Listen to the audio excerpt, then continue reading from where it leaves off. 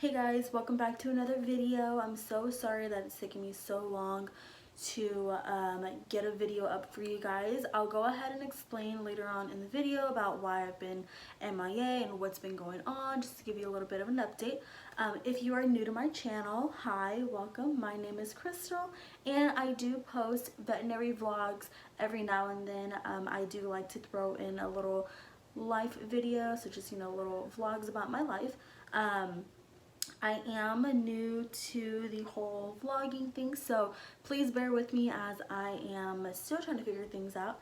I think it's been a couple months since I've posted my last video, so if you are new, you haven't really missed much. I want to let you know ahead of time that I really suck at uploading videos. I am trying to get better at that. I am trying to invest in a camera so that way I can have better quality for you. But yeah, this video is gonna go ahead and be a little Q&A.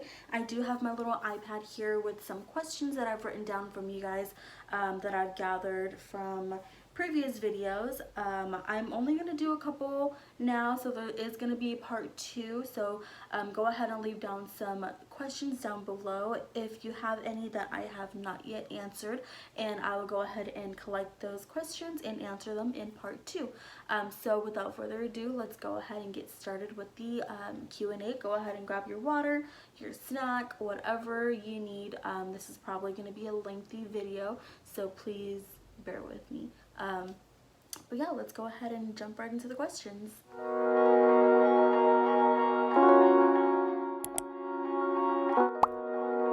Alright guys, so before we get started with the questions, I do want to let you guys know why I've been MIA for the past few months. I've just been taking care of my mental health. It's just been really rough for me. I will have these moments where I'm super upset, super, just out of it, and it's been like this for a while now. Not only is it because I'm just working so much, I'm trying to get my bills paid. We just recently moved into this apartment about, I want to say 3 months ago, and we're still trying to get everything together. So with everything going on in my personal life, it's just been kind of hard for me to want to film at work. Also, I did get a new job, so it's harder for me to film there just because I'm at an emergency center now, and we are not supposed to be taking videos or pictures of the pets there, so it's going to be hard for me to film there.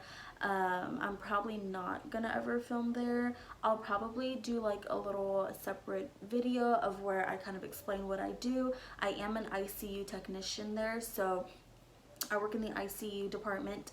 I did still keep my position at Banfield, where I usually, or where all my videos are basically filmed at. I am doing about 1 to 2 days a week there, so when I'm there, I will try to go ahead and film some videos for you, but it's kind of hard because there's not a lot of people there anymore, so getting help like with restraint and doing all of these things will be kind of harder on me to get that filmed for you guys, but I will try my best.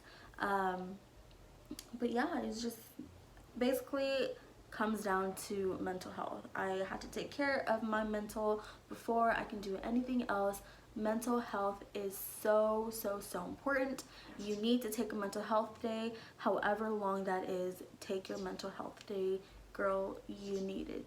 But yeah, that's all I wanted to say. Just wanted to give you guys an explanation on why I've been gone.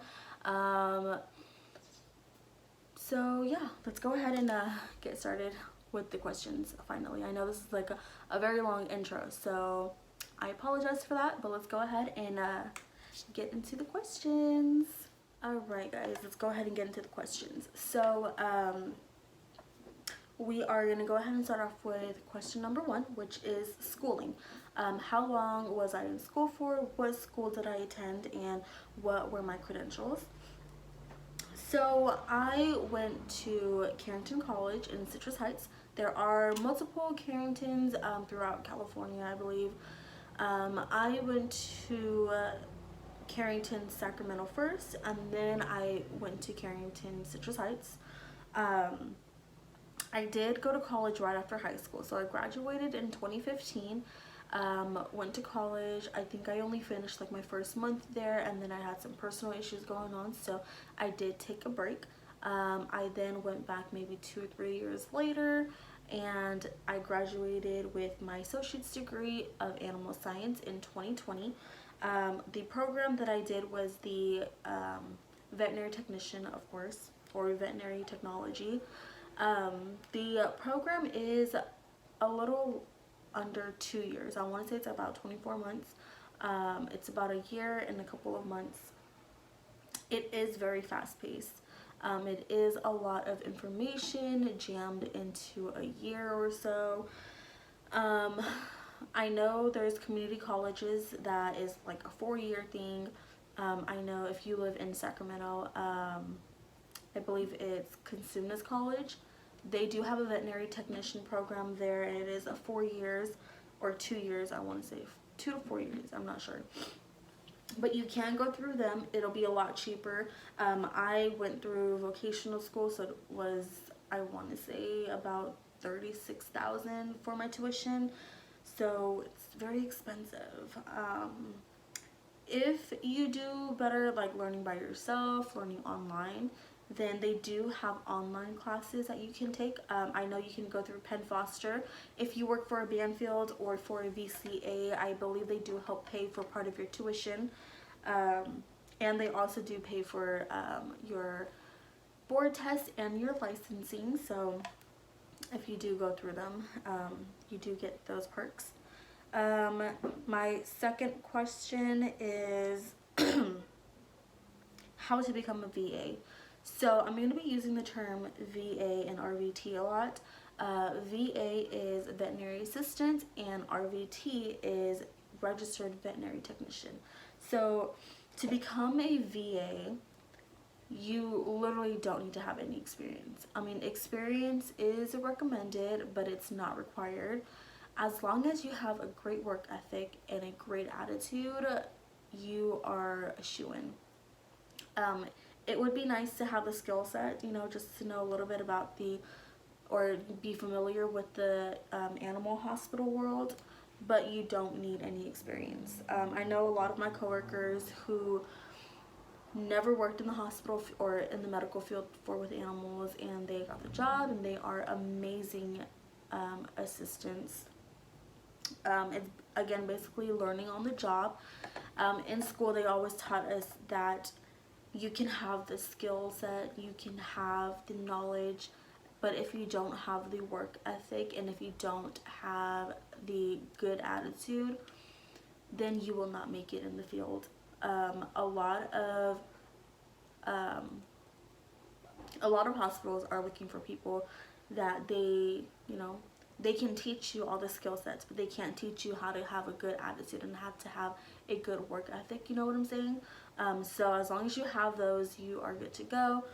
The interviews are, or at least my interviews were pretty easy.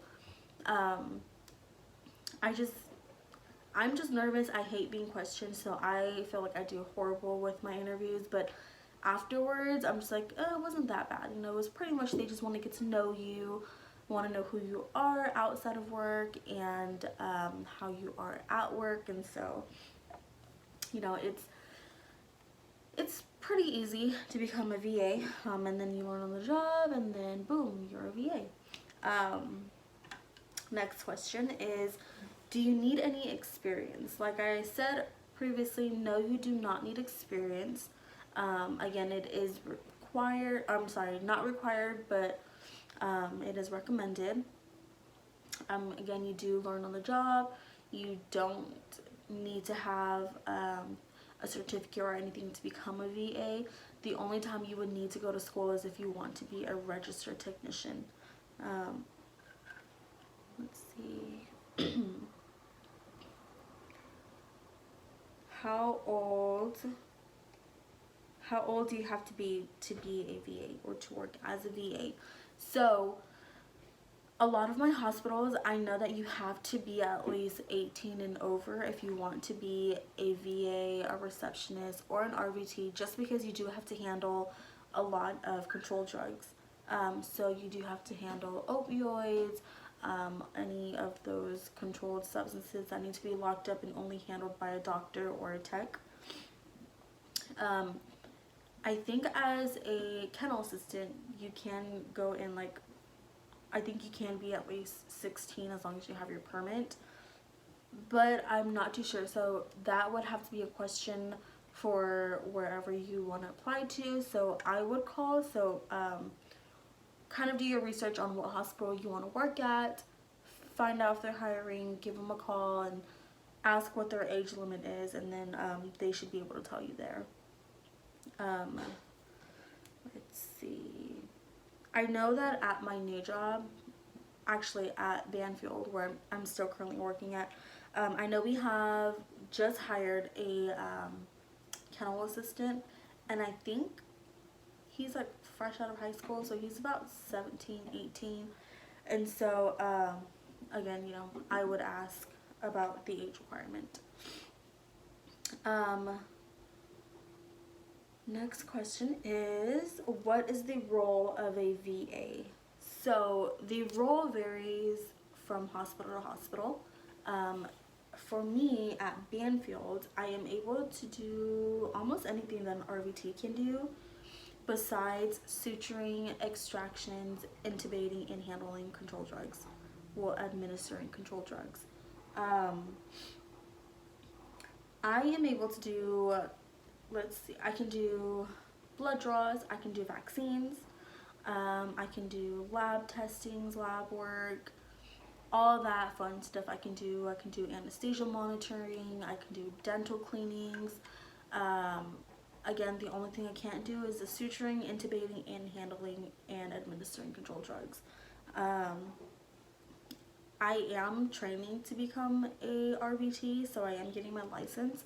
So since I already have the credentials to do so, I am able to perform those things under a doctor's supervision or technician supervision. But if you don't have the credentials or you're not eligible to take your VTNEs, then I don't think you are allowed to do that. So it really just depends on your hospital.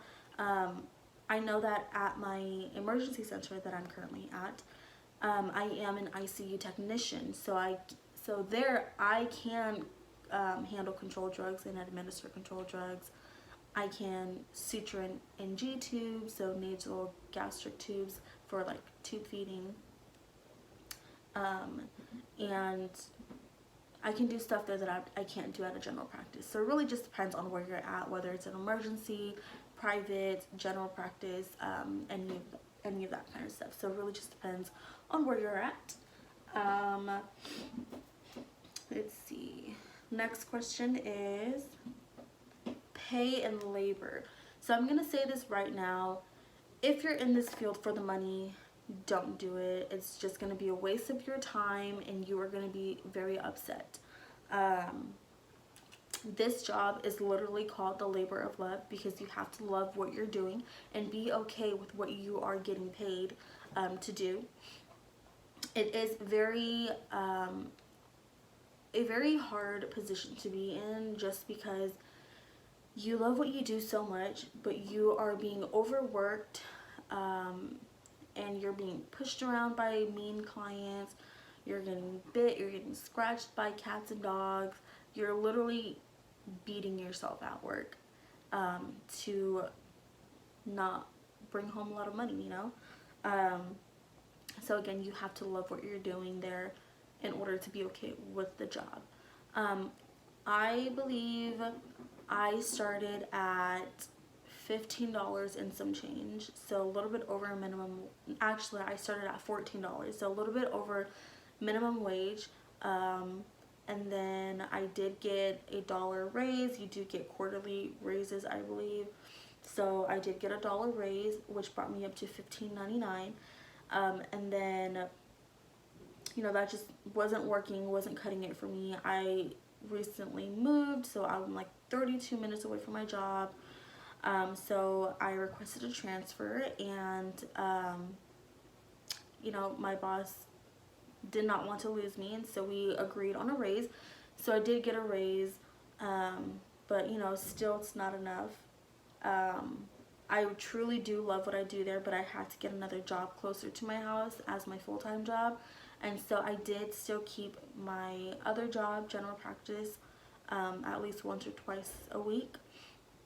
So I'm still currently there and I'm at an emergency center. But you know, again, like I said, the labor is very hard. The pay is not great.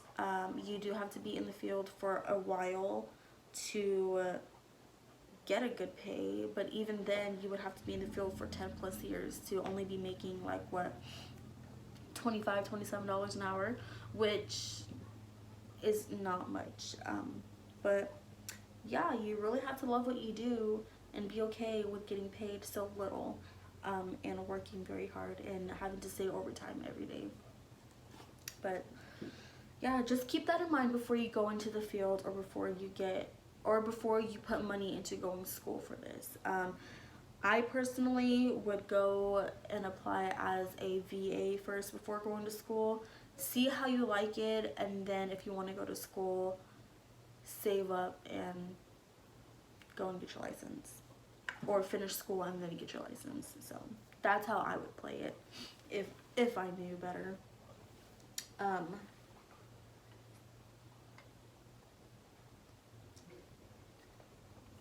Next question is, what is the hardest part of the job? So the hardest part of the job for me personally are euthanasias. A lot of people hate the euthanasias.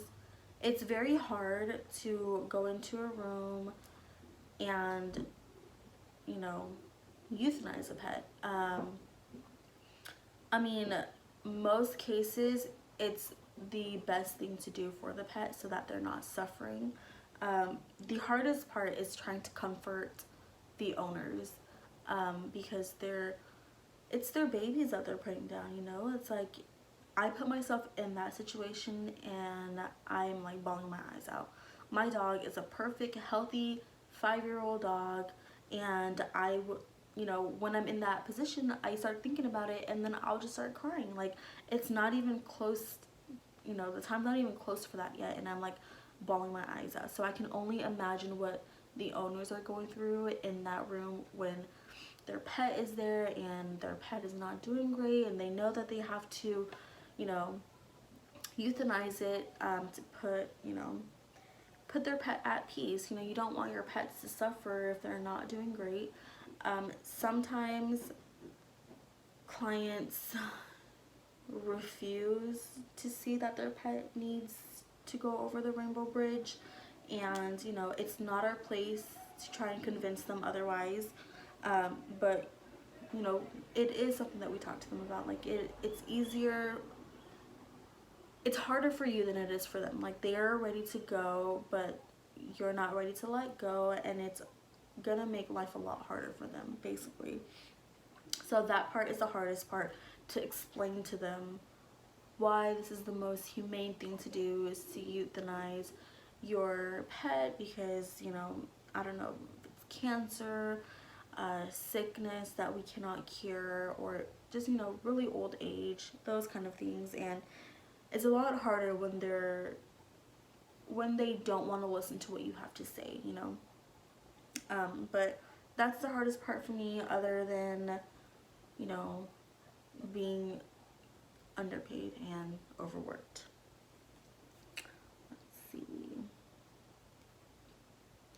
Do you get free pet care? So, depending on where you're at, again, it depends on what hospital you are working for. For Banfield, you do get free healthcare for your pets. Well, preventative care.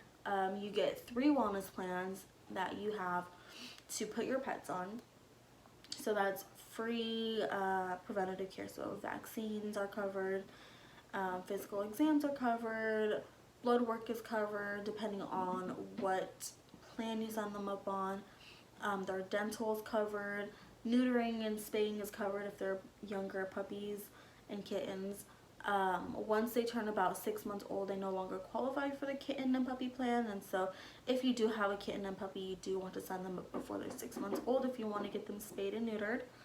Um, but yeah, other than the preventative care, everything else you would have to pay for out of pocket. So medications, any extra services, so if they need a different kind of surgery, you do have to pay for that.